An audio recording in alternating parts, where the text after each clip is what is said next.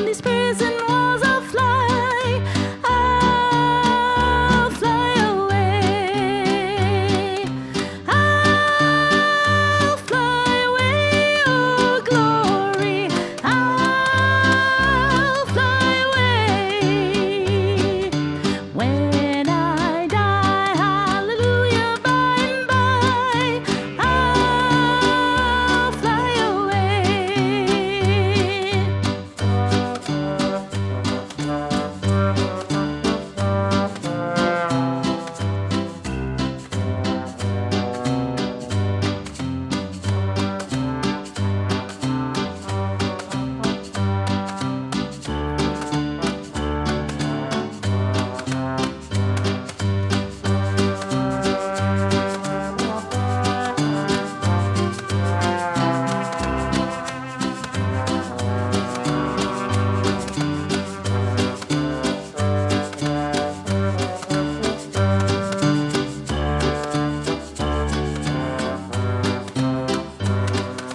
Oh, how glad and happy when we meet.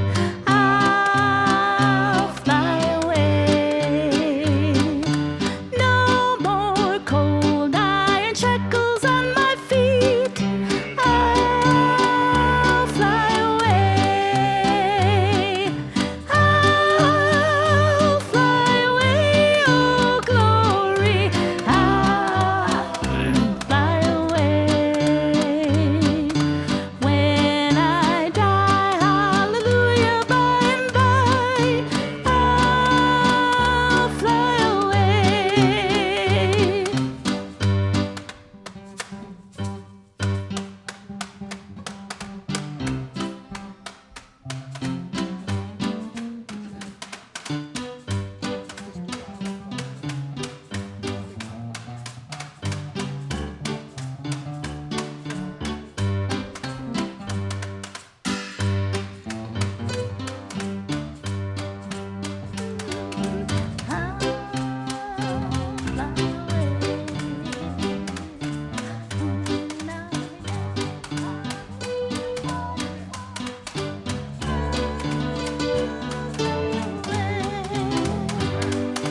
Just a few more weary days and then I'll fly away to a land where joys will never end. I'll fly away. I'll fly away, oh glory. I'll fly away. When I die, hallelujah, by and by, I'll fly away.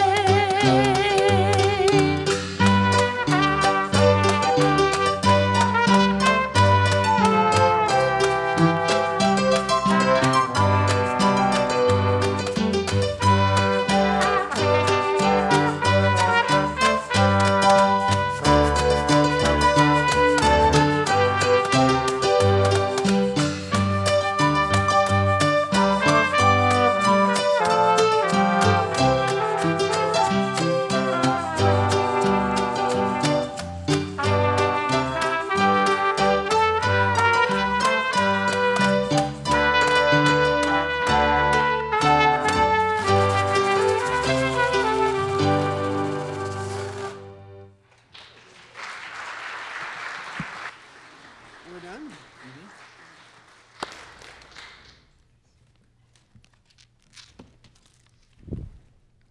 Thank you. Appreciated that.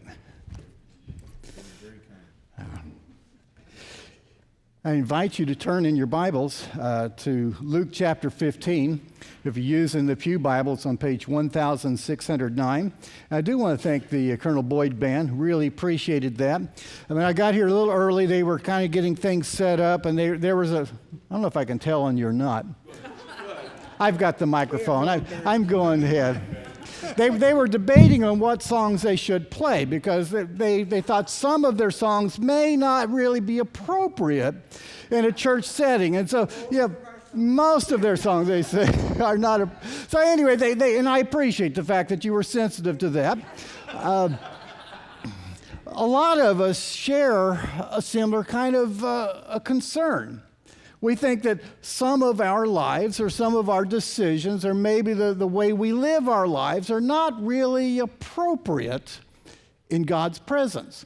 And furthermore, we might go on to say that our lives in general are not acceptable to God, that somehow because of the decisions we've made, something about the paths we've walked, or maybe the path we're still on, that God doesn't like us, that God wouldn't accept us, that God wouldn't want us and our decisions and our lifestyle, our music,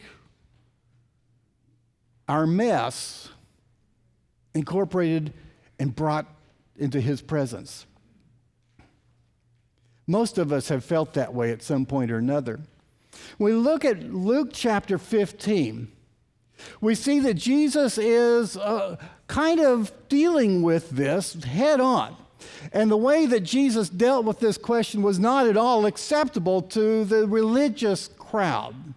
We look at Luke chapter 15, verses 1 and 2. The tax collectors and other notorious sinners often came to listen to Jesus teach. The tax collectors. Even today, few of us like tax collectors. We may not know them, but we certainly don't want to give them our money. Back in that day, tax collectors were considered traitors. They were the lowest of the low, and they were thieves. They were traitors. They were not the type of people anybody, except other tax collectors, wanted around them. And then there was these notorious sinners. Well, we could fill up all kinds of lists of who notorious sinners might be. We all know some of those people. We look down our nose at them, or maybe other people look down their nose at us because they think that our music or our lifestyle or our tattoos or whatever it is make us in that category of being a notorious sinner that should not be part of God's people, should not be brought to church, and certainly the pastor or the Messiah shouldn't hang out with them. This made the Pharisees and religious leaders complain that Jesus was associating with such awful people and even eating with them, which in the Asian culture, the Americans will eat with anybody. You know, we don't care. As long as you don't spit your food on us or make a terrible mess, we'll eat with you. But in the Asian culture, or the Mideastern culture, it's a more special deal. When you eat with someone, it's like saying, I welcome you into my family. You are part of my people. And for Jesus to eat with tax collectors, to eat with notorious sinners, people who didn't even pretend to be good, Jesus was saying, in essence, I accept you. I welcome you. And that was not the message that the typical religious leader felt comfortable with. They thought that God did not welcome those kinds of people. God did not want those kinds of people with that type of music, that type of lifestyle in his presence, and that any good, God-respecting, holy man would keep his distance from people like that. So Jesus told 3 stories, and all 3 of them are great. I'm only going to look at the last one. The last story that starts with verse 11, it's commonly known as the parable of the prodigal son. I personally think it should be rephrased in our minds and not be the parable of the prodigal son, but it should be the parable of the loving father. Because the emphasis is not on the fact that the son had messed up. The emphasis is on the fact that God the Father, loves and welcomes those who have messed up and turned their lives back to him. And so with that framework in mind, let's look at the story of the loving father. Verse 11. To illustrate the point further, Jesus told them this story. A man had 2 sons. The younger son told his father, I want my share of your estate now before you die. Think about that. You've got a child or grandchild, great-grandchild. They come up to you and say, Mom, Dad, I'm tired of waiting for you to die. That's kind of what he said. I want my inheritance now because you don't need it. And I'm certainly tired of hanging out on this farm with all the corn stalks and beans and hanging around. I want your money now so I can enjoy it. You don't need it. Give it to me. Now, just imagine your child or grandchild came up to you and said that. How would you respond? There's a chance that your response could not be repeated in church, right? There's a good chance you would not respond very charitably to this horrible grandchild who thought more of your stuff than you. And for the people who were hearing the story in Jesus' day, at this point they would be totally shocked because in their culture, you were supposed to honor your elders. You were supposed to show love and respect to your parents, to your grandparents, to the elders of the church and the community. And so the expected response was that Dad then took up his walking stick and he beat the son and said, "Get out of my house. You are no son of mine." That may be how you respond too. Jesus' story goes a little differently. So his father agreed to divide his wealth between his sons. We have a hard time imagining this type of a loving response. And in our own situation, we would not respond that way, but Jesus is telling the story about the loving Father, emphasizing the fact that God the Father loves us in ways that we cannot imagine. So great is his love for us.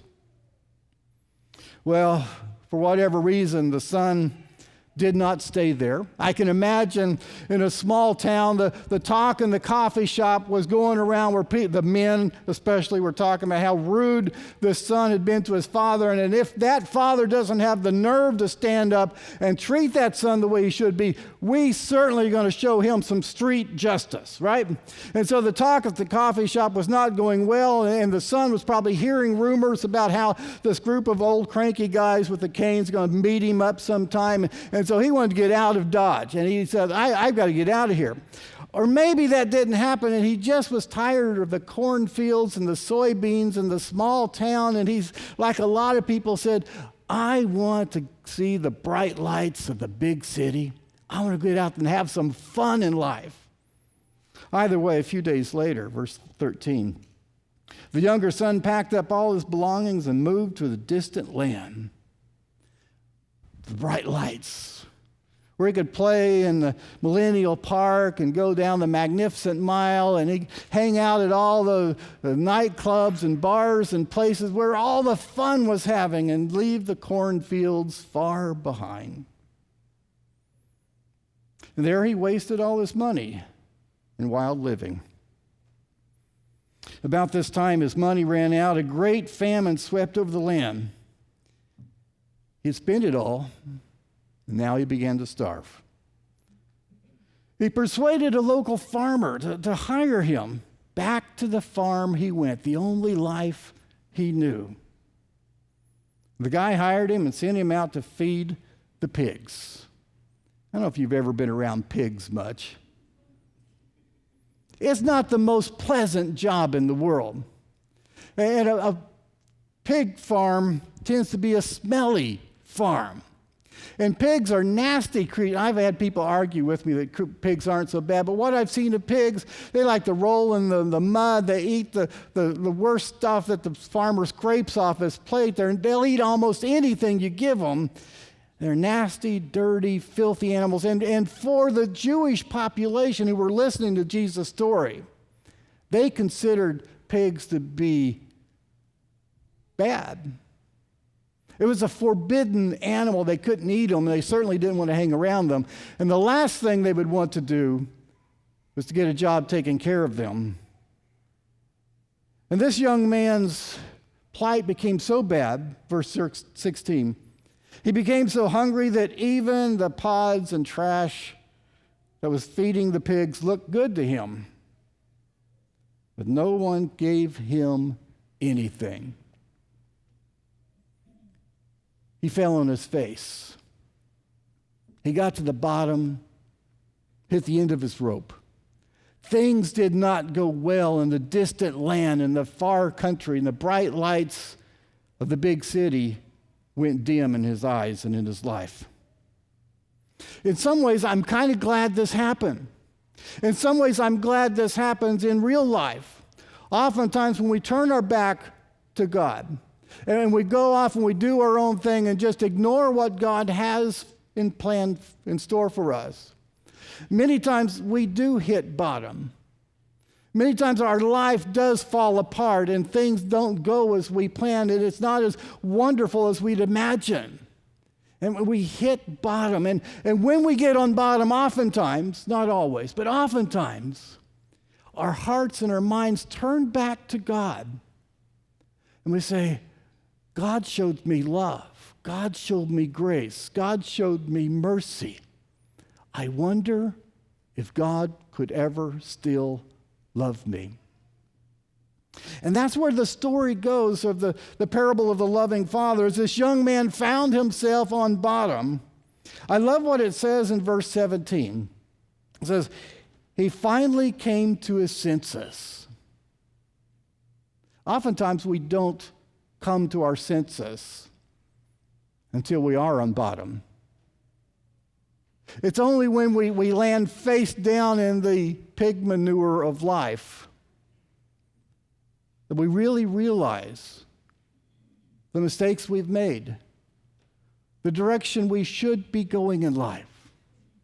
And while he was laying there in the muck and mire of his choices, he came to his decision, he came to his senses, and he realized the love his Father has and the story, the love God has. He said to himself, at home, even the servants, the hired servants, have food enough to spare, and here I am dying of hunger. I will go home. I want to say something to those of you who are struggling with prodigal sons or daughters of your own. The son, the prodigal son, when he was at his worst, he realized God, his father, loved him.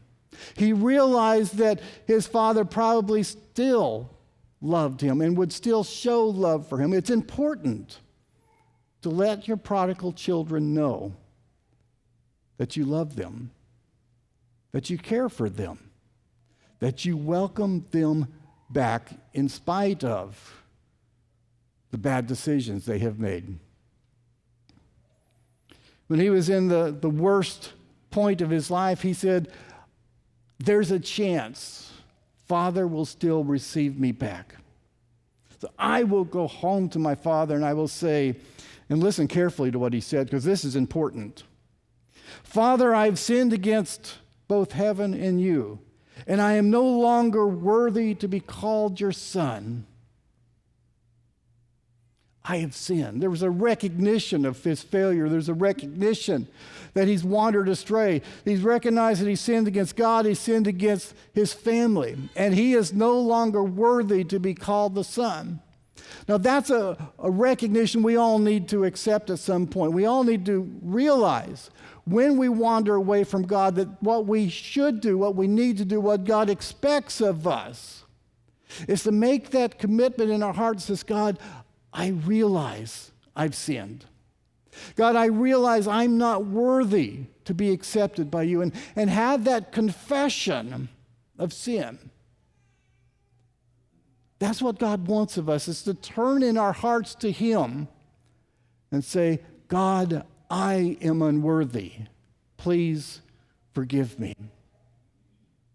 Now, as he was rehearsing this speech in his mind, he took it another step. He said, let me become a hired servant and pay my debt for you. And that's our tendency as well.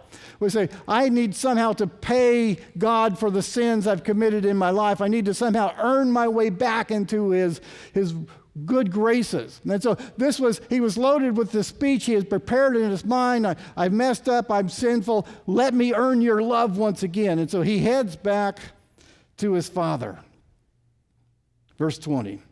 So he returns home to his father. And this is where the story takes another weird turn in the eyes and the ears of those who were listening. And while he was still a long way off, the father saw him coming.